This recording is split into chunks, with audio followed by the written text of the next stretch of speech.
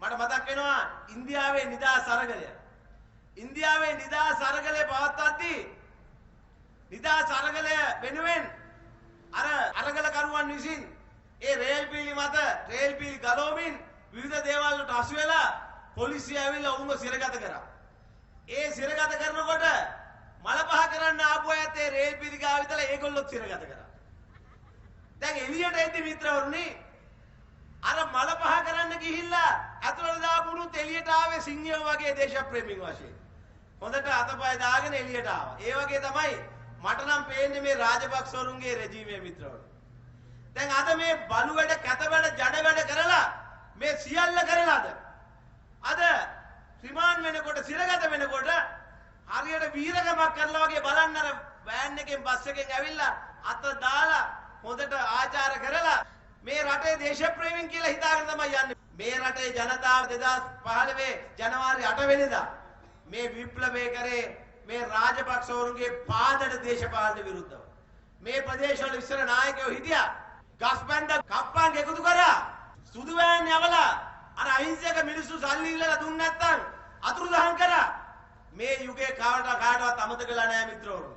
මේ අපි ඉදිරියේ ඉන්න මාධ්‍යවේදීන් පොත්දලලා ලසන්ත වික්‍රමතුංගල අමුවේ ඝාතනය කරලා බලල්ලු වගේ අද ඇවිල්ලා කතා කරනවා මේ රටේ නිදහස ගැන. අද ඇවිල්ලා කතා කරනවා මේ රටේ ප්‍රජාතන්ත්‍රවාදය ගැන මිත්‍රවරුනි. මම දැක්ක රාජපක්ෂ මැතිතුමා කියලා තියෙනවා නුවර එතුමා ඉන්න කාලේ නම් පාරවල් වහන්න දුන්නේ විවිධ කතා කියලා තියෙනවා මම දැක්කා. තමුන්නාසලට මතක ඇති රාජපක්ෂවරු නුවර තියෙන පාරවල් ඔක්කොම වහලා තමන්ගේ රජපුත්තුන්ට රේස් පදින්න අවස්ථා ඇති කරලා ඒ නුවර මිනිස්සු පණ යනකම් වනිද්දි මුන්ට ඕන එක කරා මිත්‍රවරුනි. අද මැරිලා ඉපදිලා කියලා හිතාගෙන රාජපක්ෂවරු අද සෙල්ලම් දානවා නටනවා. අද හිතාගෙන ඉන්නවා බලයටපත් වෙනවා කියලා. දෙයියන්ගේ පිටයි. ඕන තරම් උද්ඝෝෂණ කරන්න මිත්‍ර. අපි අතුරුදහන් කරන්නෙත් නැහැ ගහන්නෙත් නැහැ.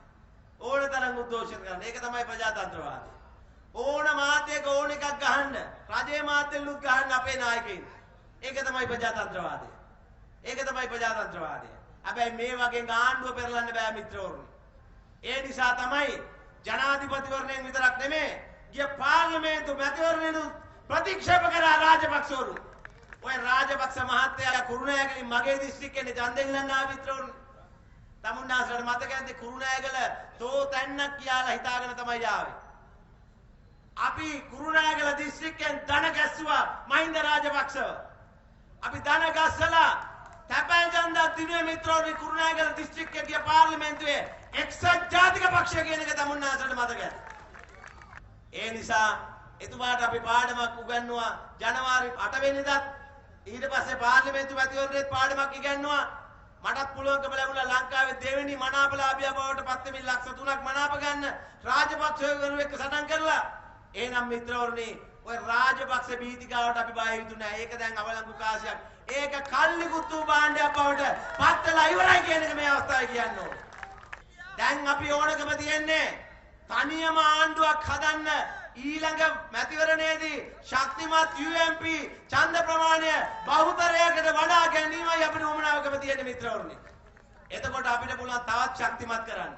අපි මෛත්‍රීපාල සිරිසේන මැතිතුමාත් රනිල් වික්‍රමසිංහ මැතිතුමාත් එකට එකතු වෙලා මේ ගමන යද්දී මේක කඩන්න ගොඩක් අයට උවමනාව තියෙනවා. හැබැයි අපි ඒවට රැවටි යුතු නෑ මිත්‍රවරුනි. මොකද මිනිස්සු ජනතාව බලාපොරොත්තු වන අපේක්ෂාවල් ඉෂ්ට කරන්න නම් අපිට තව ගමනක් තව දුරටත් යන්න තියෙනවා තව ඉදිරියට. අපි ආණ්ඩුව ඇවිල්ලා රුපියල් දසදහසකින් වැඩුක් දීමනාව වැඩි කරා. ආණ්ඩුව 4කින්වත් අඩු කරන්න බැරි. පෙට්‍රල් ලීටරයක් රුපියල් 33කින් අඩු කරා මිත්‍රවරුනි. අද ඒවා ගොඩක් අයට මතක නැහැ. ඩීසල් අඩු කරා, භූමි තෙල් අඩු කරා මිත්‍රවරුනි. මගේ අධ්‍යාපන අමාත්‍යාංශයෙන් මේ වෙනකොට මේ රටේ තියෙන පාසල් 10161කින් පාසල් 7000ක් සංවර්ධනය කරන අලුත් යෝජනා ව්‍යාපෘති 18500ක් මේ වෙනකොට ක්‍රියාත්මක වෙනවා කියන එක කියන්න ඕනේ මිත්‍රවරුනි. ඒ නිසා මිත්‍රවරුනි තමුන්නාන්සලට අලුත් හොඳ අනාගතයක් තමුන්නාන්සලගේ දරුවන්ට ඇති කරලා දෙන්න අපි හැම ක්ෂේත්‍රයක්ම සැලසුම් සකස් කරමින් යනවා. අද හම්බන්තොට විරුද්ධව කැරලි ගහන්නේ ඇයි?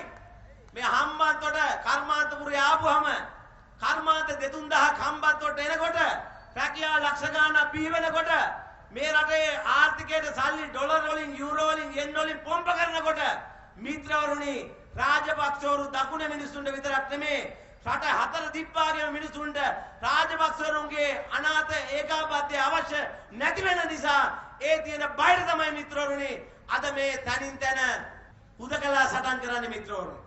ඒ නිසා මිත්‍රවරුනි ඊළඟ එන ඕනම මැතිවරණයකදී අපි බය නැතුව අපි සංවිධානය වෙලා අපේ එක්සත් ජාතික පක්ෂයේ විදියට අපි දැවැන්ත අරගලයක් කරලා අපි ආණ්ඩුවක් ශක්තිමත් ආණ්ඩුව තවදුරටත් ශක්තිමත් කරමු කියලා ප්‍රකාශ කරමින් තමුන්නාසලට ජය වේවා කියලා ප්‍රකාශ කරමින් මම නියද වෙනවා. බොහොම ස්තුතියි.